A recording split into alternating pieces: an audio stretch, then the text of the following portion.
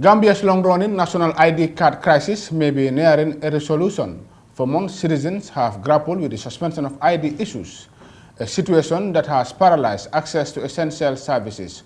On Wednesday, Interior Minister Abdoulie Sanyang faced a grilling in the National Assembly, outlining the government's strategy to restart ID card production and addressing the contentious airport security fee. Haddy Jarju has more in this report.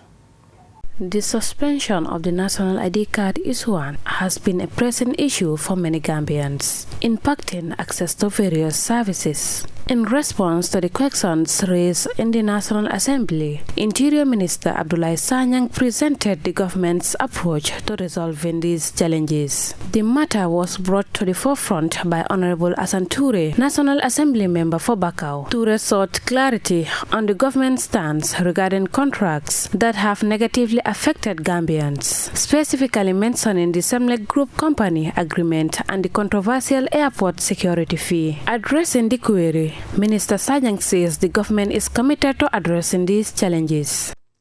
Honorable Speaker, you may wish to know that the Semlek contract has ended in February 2024, and the government of the Gambia is committed to take full responsibility of the issuance of the national ID cards and documents. On this issue of security port, negotiations are ongoing to embed the payment of airport security fees in the ticket with IAT. The minister then outlined plans for a new ID card production system.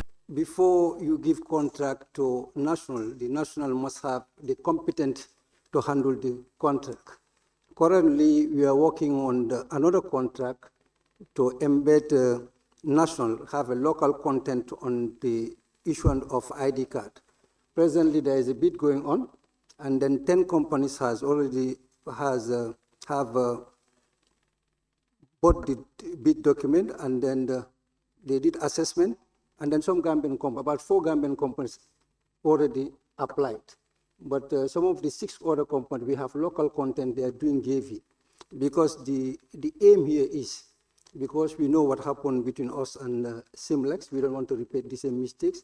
That's why we are insisting to design, build, and hand over from the word start.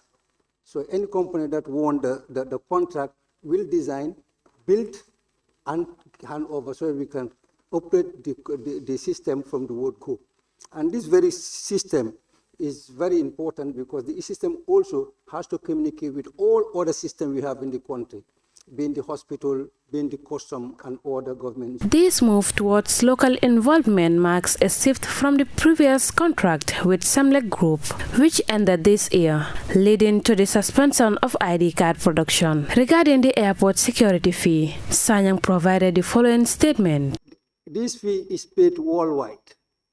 The only problem we have here in the Gambia, because it is not embedded in the ticket, but at any airport in the world, this fee must be paid. That's why government is doing everything possible to make sure this fee is embedded. Security port is everywhere. It is in Ivory Coast, it's in Senegal, it is in Nigeria. So these fees, you must pay.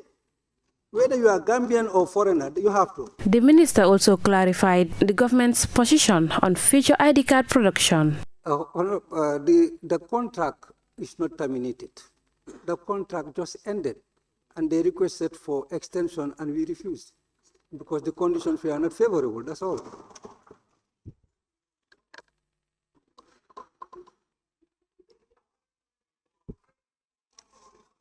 I now invite the Honorable Member for Lower Floodou West.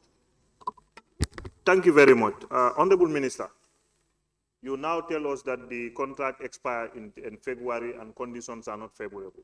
And the same government or the same people is intending to sign another contract with SIPCA. What is your take on that? Oh, no. That is out of order. Point of order. Honorable, can we hear your question? Honorable Speaker, point of order. Point of order.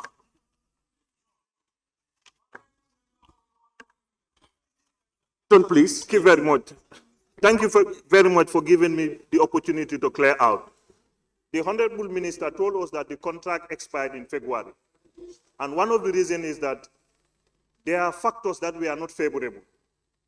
And I'm now putting it to the Honorable Minister, the same company having the same unfavorable conditions have been seen to sign another contract within the government and with the government. So that's why. A point of order. On a point of order, Honorable Speaker.